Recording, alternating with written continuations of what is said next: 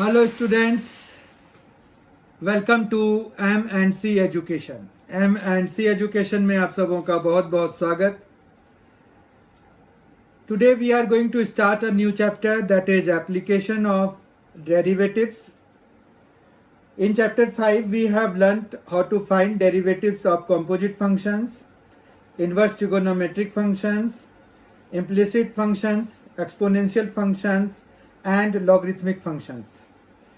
In this chapter, that is chapter 6, we will study applications of derivatives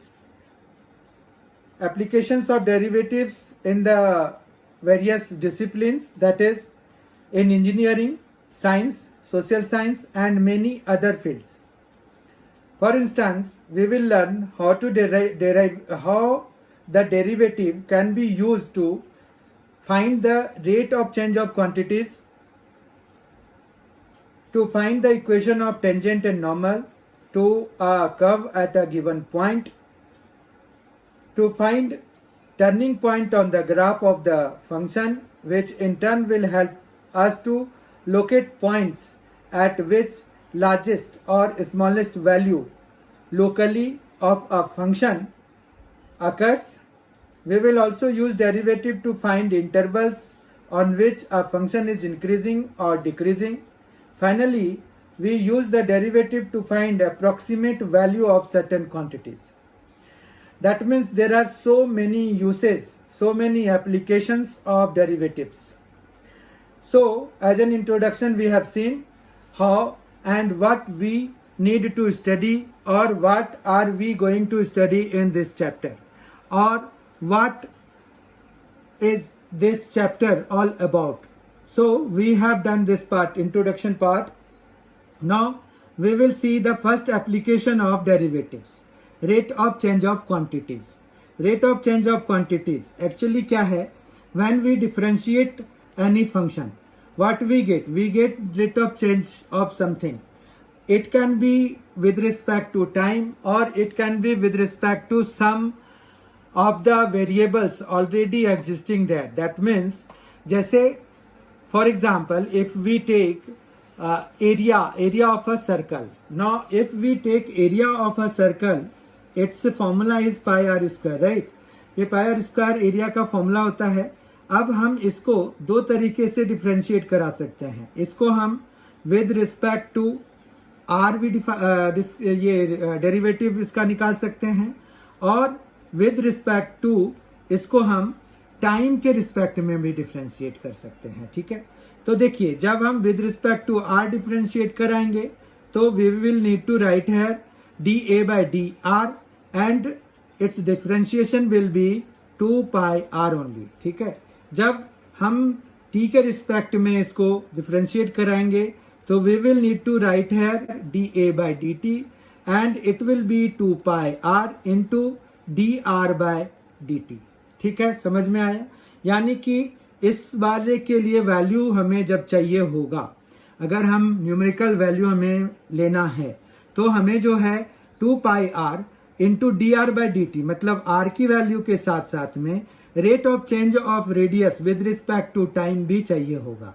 पर यहां पर ऐसी बात नहीं है, तो इसको हम एक्चुअली टाइम के रिस्पेक्ट में, या फिर यही है हमारा मेन जो रेट ऑफ चेंज होता है, वो हम टाइम के रिस्पेक्ट में ही निकाल रहे होते हैं।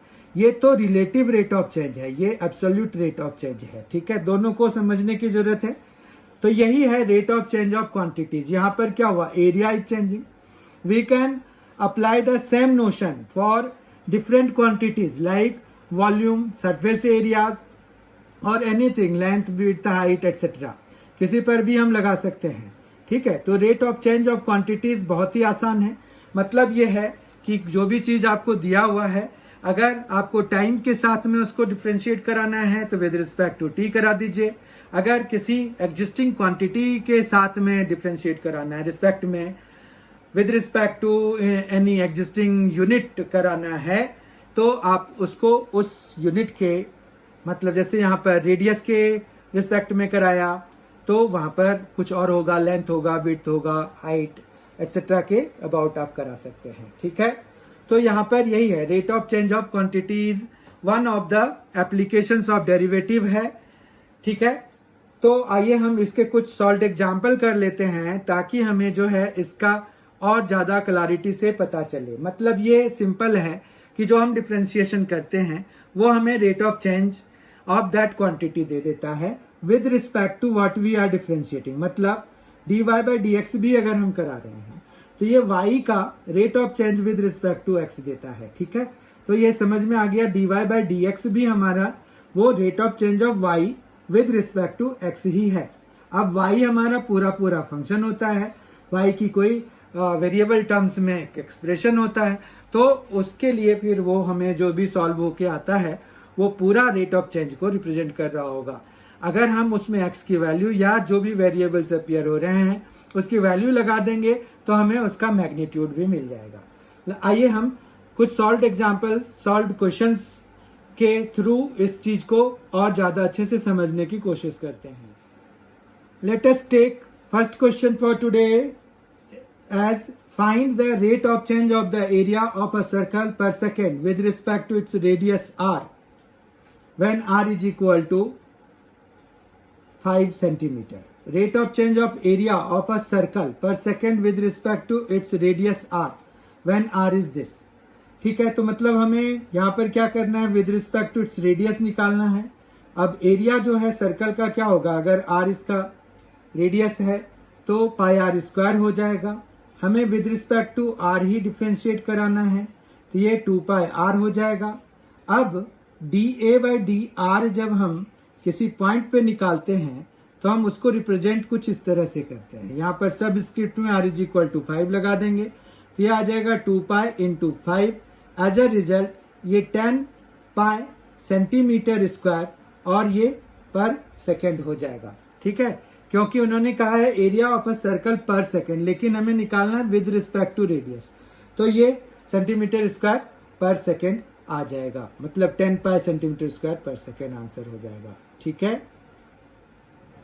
थिंग्स को थोड़ा और क्लियर करने के लिए let us take another question. Question number 2, the volume of a cube is increasing at a rate of 9 cubic centimeter per second. How fast is the surface area increasing when the length of an edge is 10 centimetre. ठीक है, यहाँ पर क्या दिया हुआ है, volume of a cube दिया हुआ है, increasing at the rate of this one, तो वॉल्यूम हम v से डिनोट करा दें अगर, तो dv बाई dt दिया हुआ है, ऐसे हमें पर सेकेंड है ना यहाँ पर, तो इससे भी पता चल जाता है कि हमें क्या लेना है, dv बाई dt लेना है या dv बाई dr लेना है या क्या लेना है। ठीक है, या कोई भी लेंथ होगा जैसे भी। तो यहाँ पर अभी हमें टाइम dv बाई dt लेना है, 9 cubic centimeter पर सेकेंड के बराबर है ये, 9 cubic centimeter पर second. How fast is the surface area increasing. अब एक चीज बताइए, वॉल्यूम ऑफ क्यूब कितना होता है, जो भी साइड लेंगे हम, साइड की लेंथ मतलब एज की लेंथ हमने x ले लिया तो x क्यूब हो जाएगा। अब अगर dv बाई dt यहाँ हम करें तो हमें क्या मिलेगा, 3x स्क्वायर मिलेगा, फिर dx बाई dt भी मिलेगा। ठीक है, अब हमें dv बाई dt की वैल्यू पता है तो 9 है, फिर 3 है और x स्क्वायर है, dx बाई dt है, तो हम इस तरह से यहाँ पर से dx बाई dt की वैल्यू निकाल सकते हैं। वो क्या आ जाएगा, 9 बाई 3x स्क्वायर हो जाएगा। ठीक है, 9 बाई 3x स्क्वायर हो जाएगा, जो कि dx बाई dt की वैल्यू हमें दे जाएगा 3 बाई एक्स स्क्वायर। कोई दिक्कत नहीं है यहाँ तक। उसके बाद जो हमें सरफेस एरिया का रेट ऑफ चेंज चाहिए, तो हम अगर सरफेस एरिया को s से डिनोट कराते हैं तो क्यूब का सरफेस एरिया क्या होगा, जिसकी की एज लेंथ x है, तो ये हो जाएगा 6x स्क्वायर। ठीक है, कहीं कोई दिक्कत नहीं है। अब ds बाई dt निकालना है क्योंकि rate of change of surface area निकालना है, तो ये आ जाएगा 12x, फिर dx बाई dt आ जाएगा, तो ये आ जाएगा 12, और x की वैल्यू जो है हमें यहाँ पर 10 दिया हुआ है। ठीक है, तो हम यहाँ 10 लगा देते हैं क्योंकि x की वैल्यू 10 सेंटीमीटर है। फिर dx की वैल्यू भी 3 बाय एक्स स्क्वायर है, तो 3 बाय 10 स्क्वायर हम लिख सकते हैं। एक 10 तो कैंसिल हो जाएगा, ये आ जाएगा हमारा 36 बाय 10। 36 बाय 10 अगर आ गया है तो ये 3.6 हो गया, और ये कितना हो जाएगा, सेंटीमीटर स्क्वायर पर सेकेंड हो जाएगा। ठीक है, तो ये जो है हमारा ऑप्शन हो गया, ऑप्शन नहीं मतलब हमारा आंसर हो गया 3.6 सेंटीमीटर स्क्वायर पर सेकेंड। राइट,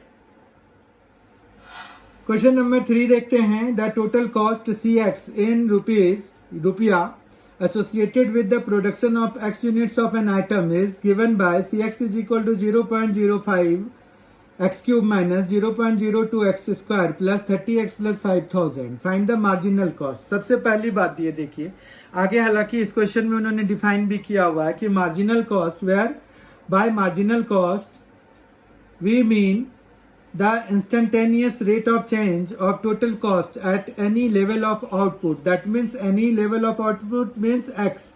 तो dc by dx जो है वही है मार्जिनल कॉस्ट, ठीक है, ये उन्होंने डिफाइन करा हुआ है। ऐसे भी अगर आपको किसी चीज का मार्जिनल निकालना होगा, चाहे मार्जिनल कॉस्ट निकालना है तो आप डिफ्रेंशिएट कराएंगे कॉस्ट फंक्शन को, मार्जिनल रेवेन्यू निकालना है तो आप रेवेन्यू फंक्शन को डिफ्रेंशिएट कराएंगे with respect to the variable appearing there, जो कि यूनिट को रिप्रेजेंट कर रहा होगा। यूजुअली एक्स यूनिट को अगर रिप्रेजेंट करता है तो हम एक्स के रिस्पेक्ट में कर रहे होंगे, पर कोई जरूरी नहीं है।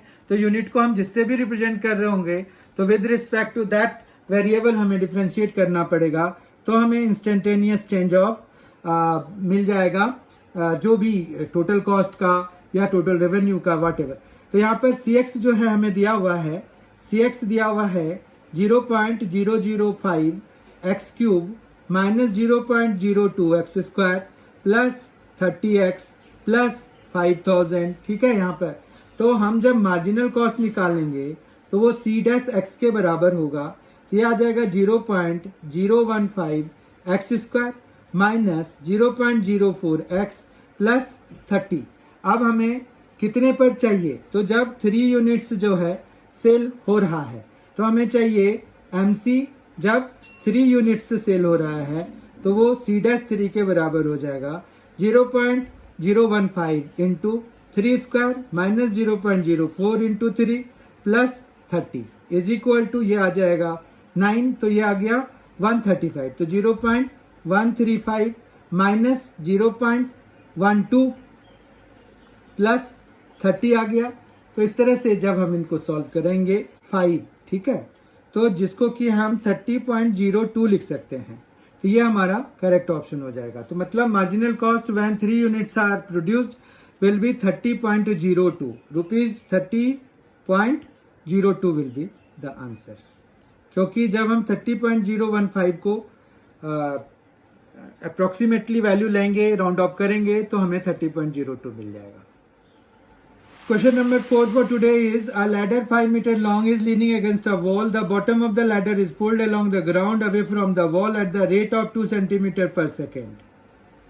How fast is its height on the wall decreasing when the foot of the ladder is 4 meters away from the wall? अब यहाँ पर देखिए क्या बात हो रही है। ये मान रखिए कि आपका ये वर्टिकल वॉल है, ये ग्राउंड है, यहाँ पर एक लैडर लगी हुई है। इस लैडर के जो वो है बॉटम है, उसको पुल कर रहे हैं वो किस रेट से, away from the wall at the rate of 2 centimetre पर सेकेंड, ठीक है।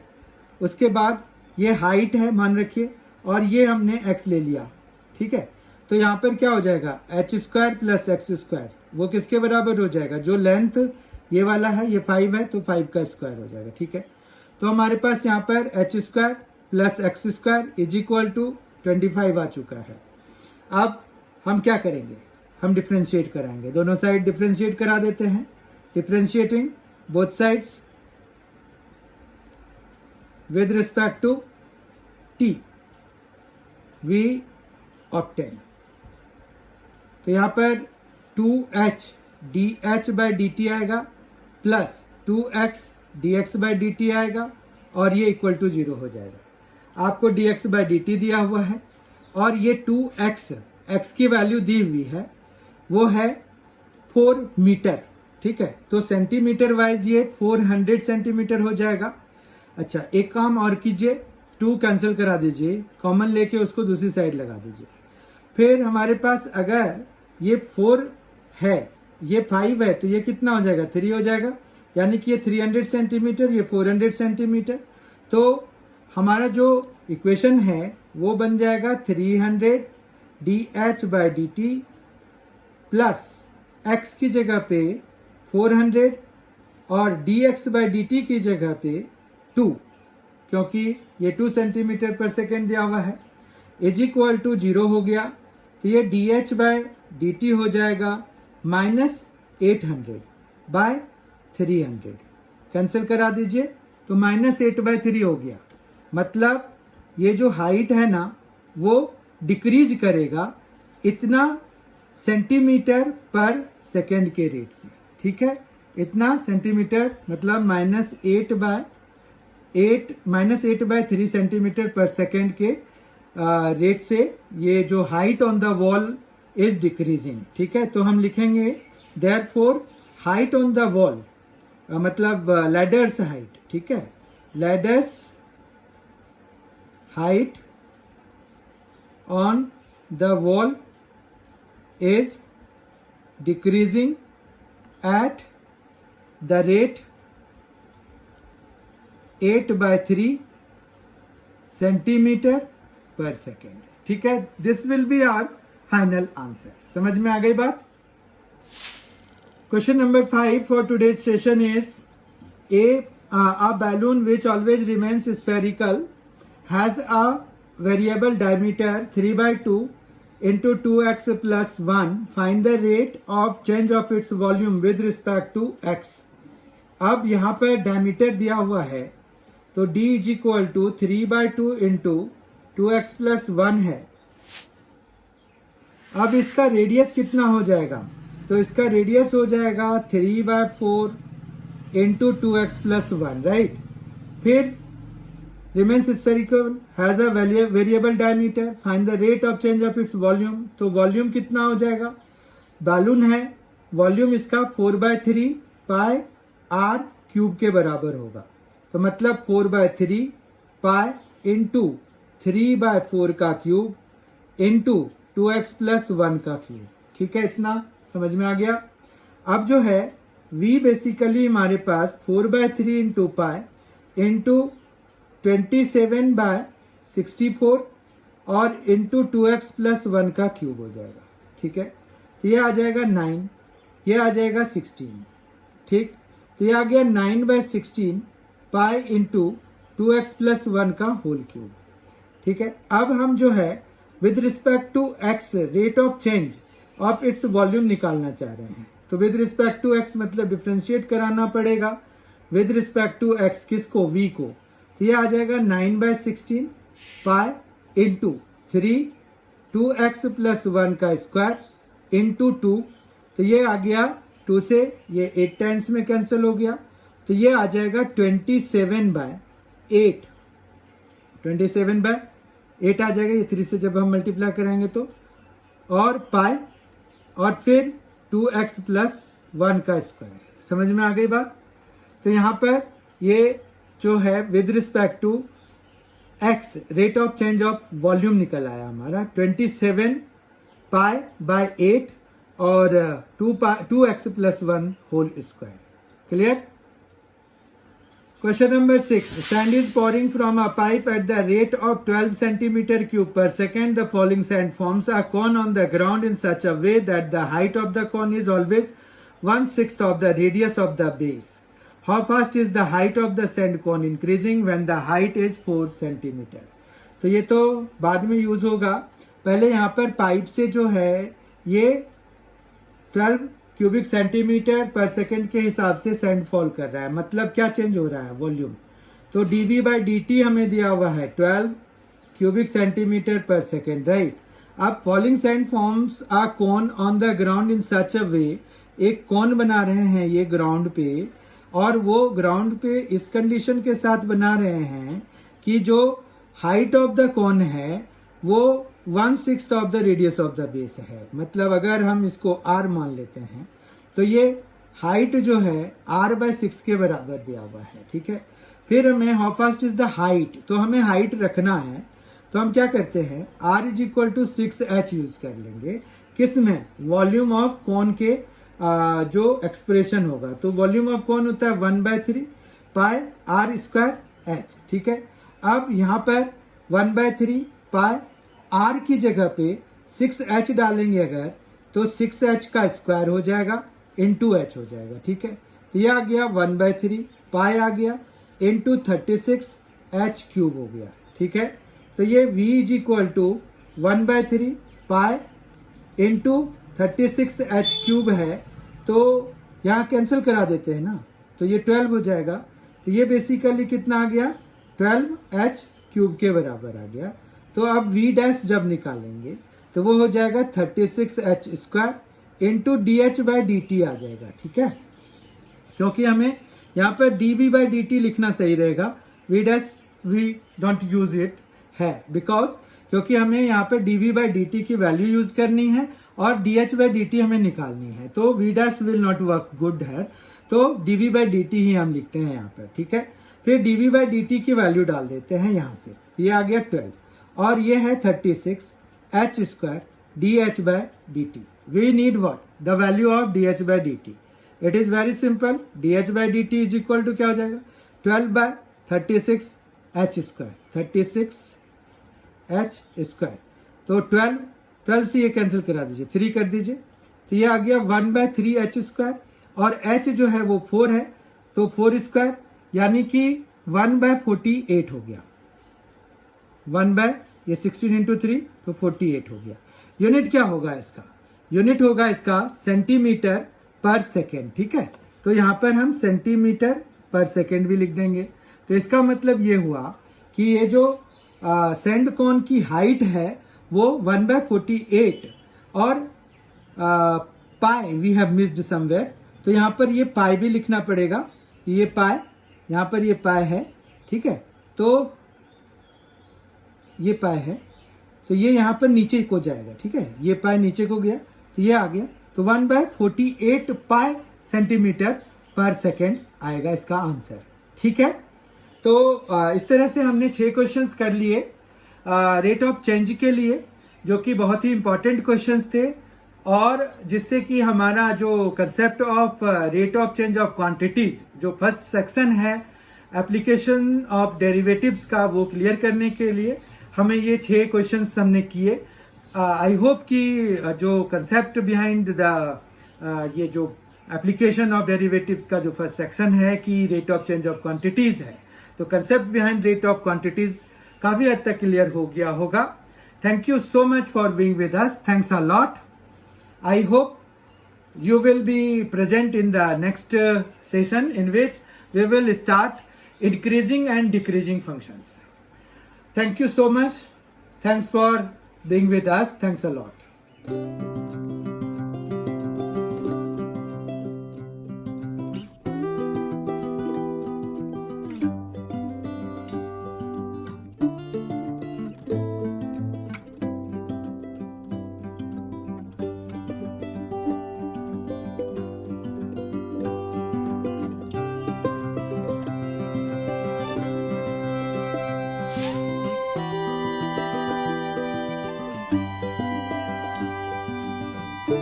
Thank you.